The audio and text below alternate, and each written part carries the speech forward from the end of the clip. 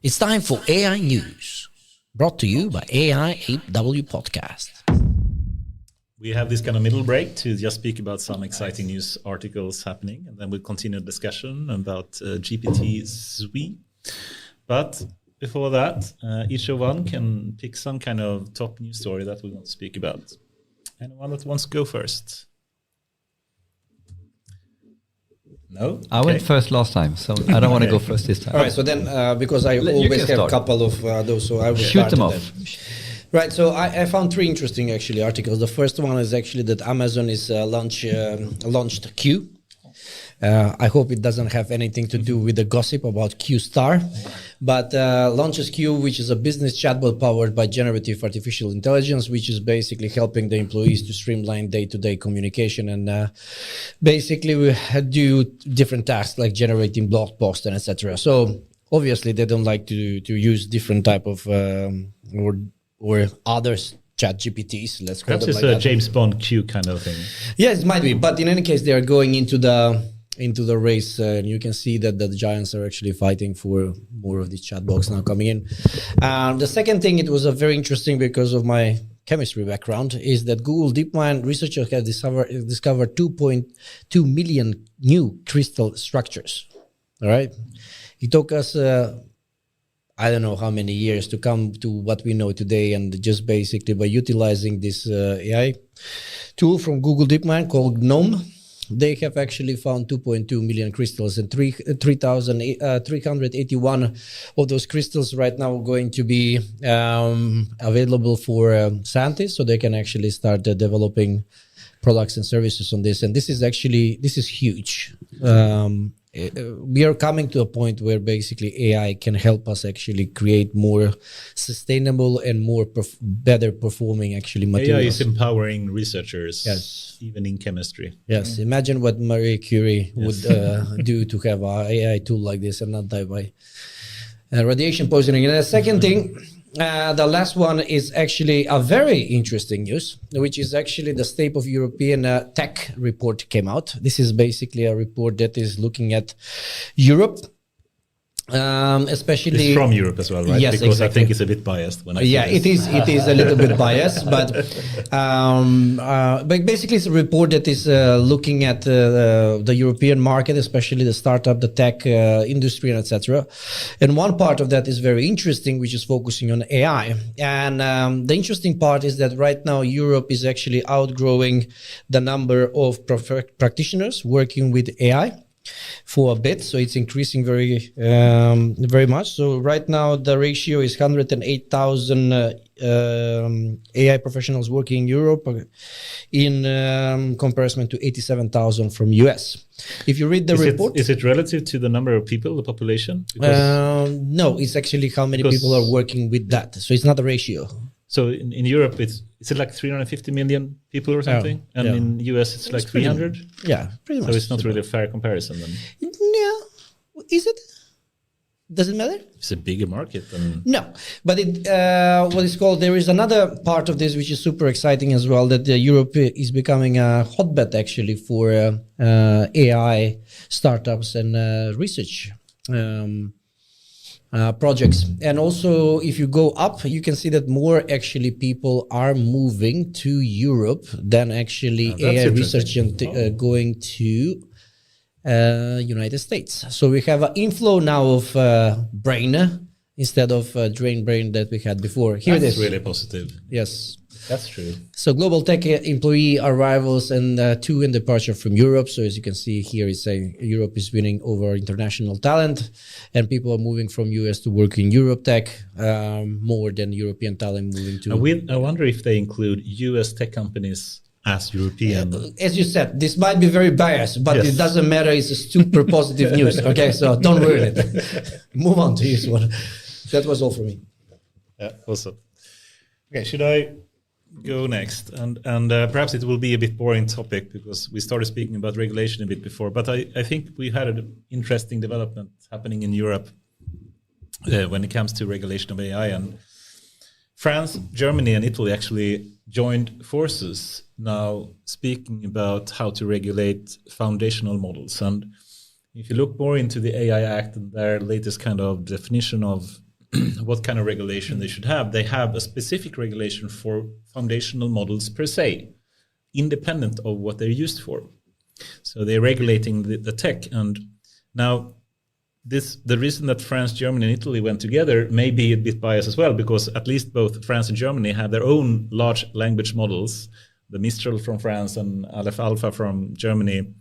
And they realize, if they are punishing these kind of super exciting new startups and initiatives in France and Germany, it will be problematic for them. But they said something that we have said, Henrik and me, time and time again. We've been on this for so long. And that is, we need to, and this is quoting the German digital minister, we need to regulate the applications and not the technology. I mean, it's so weird that we said this for so long. And finally, we have some people that and some people are saying it, and it comes out of many different reports, which is over and over saying the same thing. So and all the people we had here on the podcast saying also the same thing so many times. But still in the AI Act that is the formal one, it doesn't say that way. Yes, unfortunately. But it's kind of obvious as well. I mean, if you want to have this kind of rules or regulation for foundational models, not the application, you don't know what they are going to be used for. You just say, I'm going to train a new GPT-3 model. And now suddenly AI Sweden is going to have to regulate all these kind of things in advance before they know what it's actually going to be used for. How can they? I mean, exactly. It's impossible. It's so stupid, because even in the GDPR laws today, if you have done any point working with data privacy officers, the first thing they want, I've had this problem because how can we make the platform GDPR compliant? And in reality, you can't, because you need to have the use case. The only way where they can apply the law is what is the application of the GDPR data. How do you define high risk without having that? What we have been taught in how we do data privacy and everything like this is that basically the law states very, very quickly, you need to do a LIA in relation to a specific use of that data. And here now, why are we departing from that? I don't get it. I really don't get it. So because you can learn from GDPR, you can learn, we have been taught to work in a certain way, and now you're flipping the whole game on this. It's a completely, it's not making any sense. It was a different section of European Union, Yeah, no. Departments do not collaborate. Department A was working on that, and Department Y is working on this, and they don't like each other. Exactly, that is the thing. No, I'm really glad that people are moving in this direction, but it will be super interesting to see what happens to the AI Act now when the at least three of the top superpowers in the EU are going against the EU Commission here, or the Parliament. I think this is driving this the most. How can they proceed when France, Germany, and Italy are saying this is not something we support? How can they even continue? I wonder, what will happen. No, but I found this news a couple of months ago, quite detailed views from a US perspective, how they basically think By the way, this news was from this week. Yeah, this is from this week, but I'm just iterating that I actually did a very provocative LinkedIn statement in the lines of this, like what will happen now when basically we get to a point where you can say that this is anti-small business and stuff like that, and you get to a point where a country needs to basically say, no, I simply don't agree with these regulations. I don't agree with how that plays out. We get to a point where companies or organizations, for different reasons, this is not feasible to be part of. So it's a very high stakes game in the making. When three countries now, if we are on a collision course or something that might be one of the most important resources in the world, and they should finish the AI Act this year, before end of year. What do you think? No, I'm completely with you. I really think, but maybe it's a practitioner's view. As a practitioner, you're really it's very evident what should and what shouldn't be regulated. But maybe the EU Commission or whoever isn't, they aren't. But there's so many good experts part of this game as well. So I don't know. It's really but tricky. I'm, really tricky. I'm completely with you. But I mean, like, so regulation for sure, right? Yeah. It's how we do it, and not only the regulation itself, but the ecosystem around the regulation. So you get support and guidance, and lawmaking bodies to uphold, the regulation. So it's like the Biden, it's not only about the regulation; it's the whole package. Yeah. But I think we should standardize technology and regulate usage. That is. All right, let's leave it. That's enough. Yeah. Okay. Do you have any news? Yeah. I have. There has been 2 new Chinese open source models. So one is called Qwen, and one other is called DeepSeek. You can find them both on Hugging Face, and I think it's this is really interesting times when China is releasing like the best English open source models. Should we use them? I don't know. That's interesting. That's super interesting. And I don't know their stance on certain who, issues. Is it from Alibaba, Tencent, Baidu, or something? I don't know yet, but it's from Chinese companies. Qwen with a W, I think. Let me see. You can do DeepSeek. Yeah, exactly. So it's 2 completely different. So you should probably take one at a time.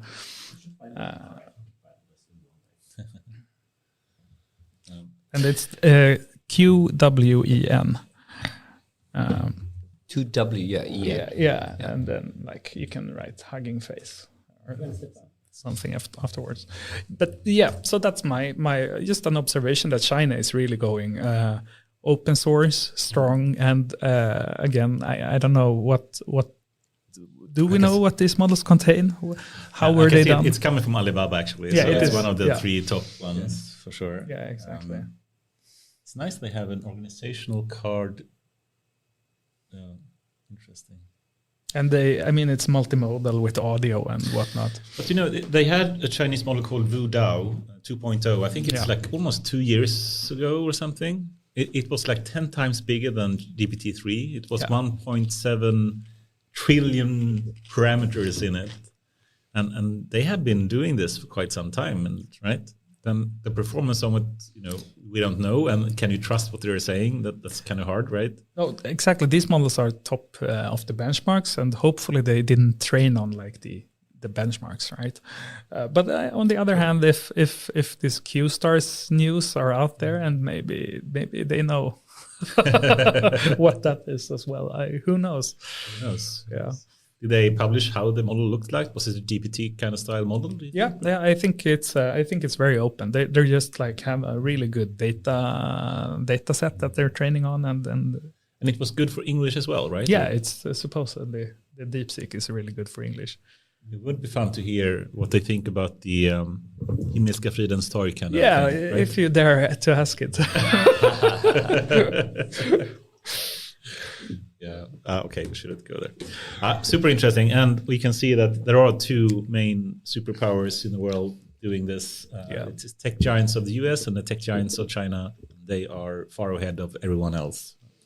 But we have at least Mistral and Alpha, and they're trying to. And we have the European Parliament as well. Don't forget about that one. It's a superpower regulation. Okay.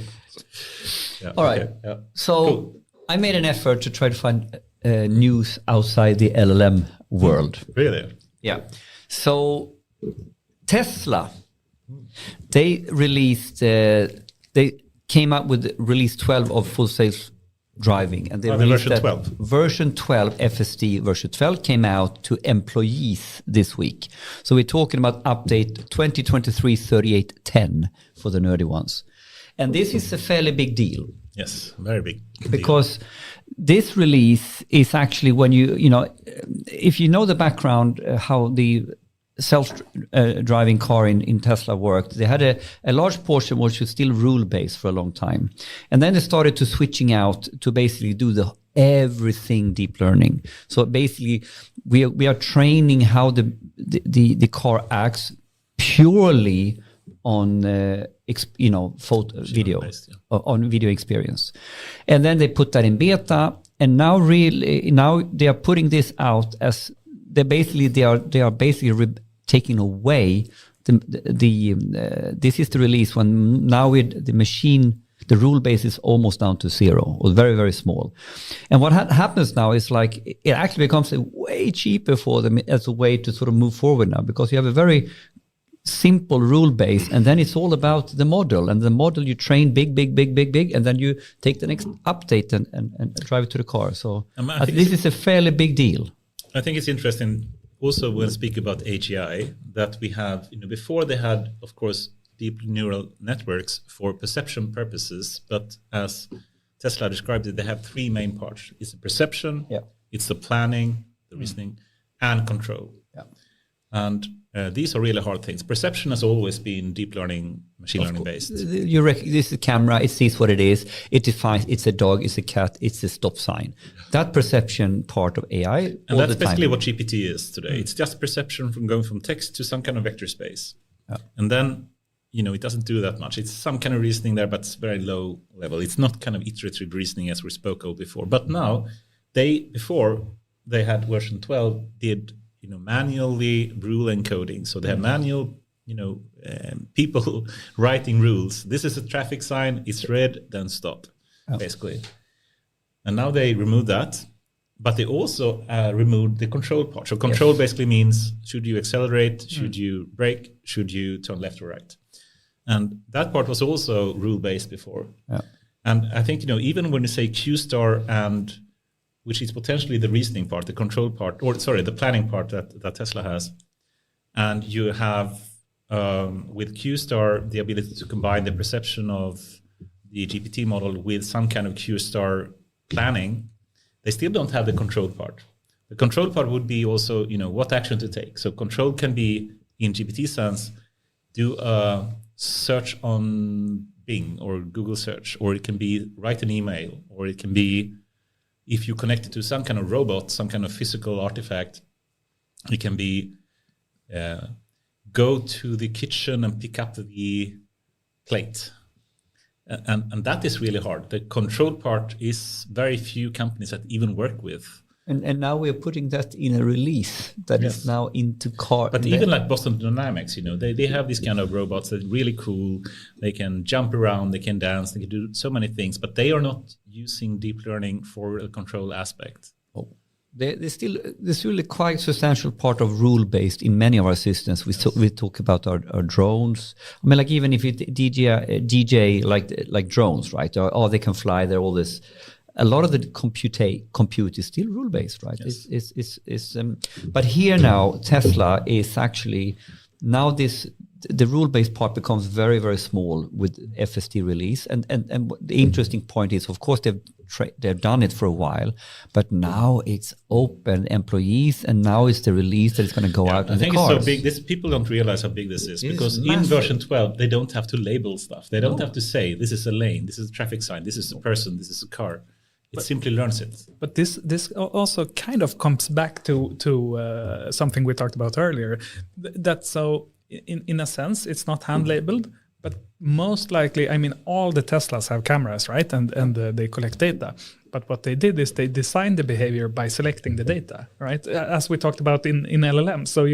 So in a sense you still kind of, you just don't have to touch like the really low details as you do with the rule base, but you still have to like, oh shit, it's really bad at intersections. Let's add some more nice intersection data, and that's how you should. This is how you design it. This is how you design kind of LLMs as well. Okay, it's really bad at browsing. Let's add some more browsing examples. Like, I think you can phrase it. I would phrase it differently. Yeah. Okay, so I'm happy for discussions. It's a good angle. It's a good angle, though. The problem with the rule-based approach is it's easy to handle the most common use cases. Yeah. When you're just driving on the highway, no problem, everything works. But when the extreme edge cases happen, some elephant walks across the street, what should you do? What's an elephant? You've never seen it. That is the really hard thing, to add manually encoded rules for all the kind of weird, strange, never happening kind of edge cases. But if you have a machine learning approach to it, then it can handle edge cases. I think this is really the big point. And I mean, it's the same for it's a big point. But it's a big point. And it's also, if when you start marrying this out, it's a little bit like we have the LLMs, And like the whole Q star, all that thing, it's about this planning piece. Yes. It's about this control piece that is lacking. That's why I think Tesla is so much further ahead in actually coming to some AGI, because they connected perception with reasoning and planning and control. So really there is a rhetorical question. Who will win? The person who has figured this part out and gets better at LLMs, or who has the most Tesla AI supremacy? Elon Musk has LLMs now also with Grok. And the robots. But if you and really, the robots, and Tesla bots, it's and right in humanoids. it's in his biography. The argument like, okay, they have LLMs, we have this part. You know, what's going to be easier for us to pick up this part or for them to pick up our part? Let's go. Yeah. So I think it's easy choice. I think people don't understand how difficult this real world planning is. Yes. The control part especially is super hard. Planning is hard as well. No, I agree, but this also, I mean, we have some auto companies in Sweden, and I think like, so the planning is super hard, but also getting the data, like all the perception part is not easy either. No, but we're not collecting enough data in Europe. Like all the trucks, Scania trucks and whatever, they should like record everything. It's a brilliant move that Elon set themselves up for this success. Yeah, from the beginning, right? Yes, they planned it from the beginning. And if you're a fanboy, I mean, like there's moves he's made. First of all, he made the whole thing, but started recording. Then he made a very strong vertical integration from the sensor to the dojo, very, very early. Very, very early vertical integration that you can't really get to if you don't own the value chain, so to speak. So some very fancy moves here. That's not easy copy. It's weird times we're living in. It's happening so many things now, so it's quite crazy.